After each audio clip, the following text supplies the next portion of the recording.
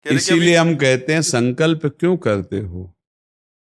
पता नहीं शाम तक जीवित रहें कि ना रहें, हमें भरोसा नहीं, तो हम संकल्प क्यों करें? भाई मैं ये करूंगा, ये संकल्प तो वो करे जिसको कल का भरोसा हो।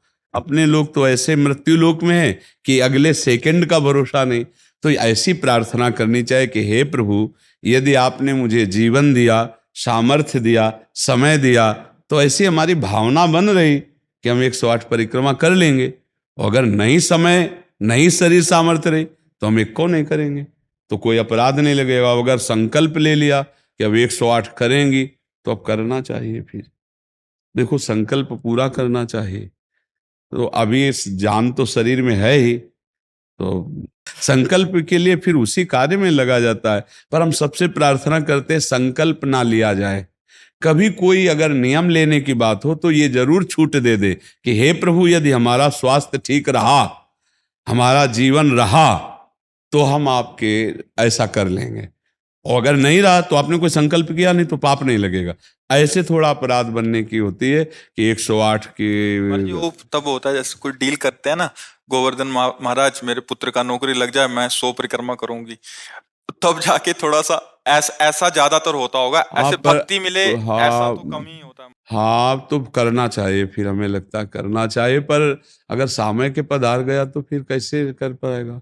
मृत्यु लोक है और मरण धर्मा शरीर है, तो मुझे तो भरोसा 1 मिनट का नहीं है अपने शरीर का कि 1 मिनट ही अगला जिएगा कि नहीं जिएगा। इसीलिए संकल्प विकल्प करने का अधिकार ही नहीं है। पता नहीं शाम तक जिएंगे क्यों भाई? पक्का है किसी को? अब पता नहीं शाम तक जिएंगे कि नहीं, तो हम क्या संकल्प करें? हमें तो यही कि प्रभु जैसे चलावे वैसे चल रहे। परिक्रमा करवा दिया, परिक्रमा करने बैठे बैठे राधा राधा जप रहे, मांग के खा लिया, भगवान के भरोसे बाबा जी। ऐसे गृहस्थी में अपने धर्म कर्म किए, जब समय मिला तो परिक्रमा कर गए। अच्छा, प्रार्थना करना स्वामी से कोई गलत बात नहीं कि हमारे बच्चे की नौकरी लग जाए, हमारा काम बन जाए, जरूर करो। भगवान से नहीं करोगे तो किससे करोगे? करना चाहिए। पर ये करके कि हमारी कामना पूर्ण कर दो, हम इतना करेंगे, फिर बंधन हो जाएगा। हम इतना क्यों करें? तुम्हारी परिक्रमा करेंगे तो हमारा काम पूर्ण। स्वार्थी हो क्या? हमारे पिता हो, हमारे स्वामी हो, हमारी जरूरत है, मांग रहे कि प्रभु हमें एक संतान दे दो, हम आपको कुछ करेंगे। ये हम में बस नहीं, हमारे पास तो जो कुछ दिया हुआ सब आपका है नाथ। स्वाभाविक 108 परिक्रमा लग जाए, कोई बात नहीं। संकल्प मत करो, मांग जरूर लो, तुम्हें मांगना है। और छूट दे दो कि प्रभु यदि उचित हो तो ऐसा करना, अगर उचित ना हो तो प्रभु लाख बार मांगो तो भी पूरा मत करना। ये भक्तों की मांगे होती हैं, ये सत्संगियों की मांगे होती है कि नाथ मेरी आवश्यकता तो है, पर अगर आपको उचित लगे तो आप दे देना, और अगर उचित ना लगे तो मेरे मांगने पर भी आप ना देना। ये जब ये बात बनी रहती है कि जितना नाम जप होना चाहिए उतना नहीं होता, उतना, ये बात तो हमारे में भी है। इतनी पीड़ा तो हमको भी बनी रहती है कि जितना होना चाहिए उतना नहीं होता। इतनी पीड़ा हम अपने गुरुदेव भगवान में भी देखी। एक दिन उन्होंने कहा क्या बताएं, जीवन निकल गया, छक के नाम जपने को नहीं हुआ, रात दिन मंत्र में नाम में लगे गए, रात दिन 10 वर्ष समीप रह के सेवा में रहे। तो देख, बोले क्या बताऊं, पूरी जिंदगी निकल गई, छक के नाम जपले को नहीं मिला।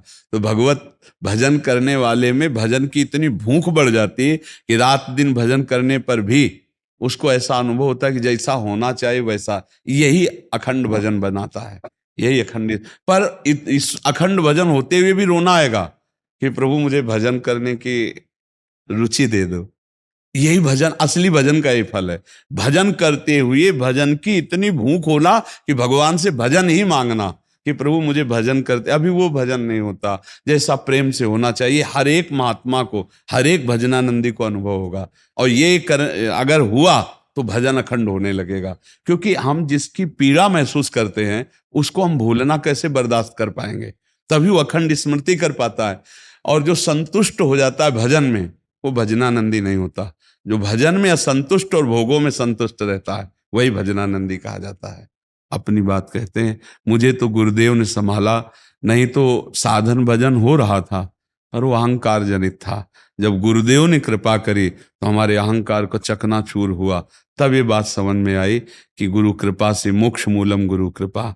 गुरुदेव भगवान साक्षात करुणामय प्रियालाल के स्वरूप हैं। वो जब कृपा करते हैं तो अहंकार नष्ट हो जाता है, और अहंकार नष्ट होते ही दैन्यता आ जाती है।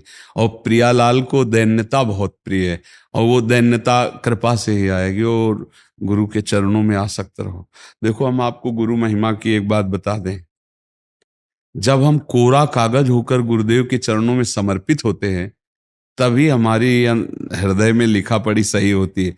हम लोग क्या होते हैं, पूरा कागज रंगे हुए पहुंचते हैं और अपनी बुद्धि लड़ाते हैं गुरुजनों पर, इसीलिए हमारा काम बन नहीं पाता। यदि हम बच्चा बन के गुरु के चरणों में जाएं, जैसा बोले वो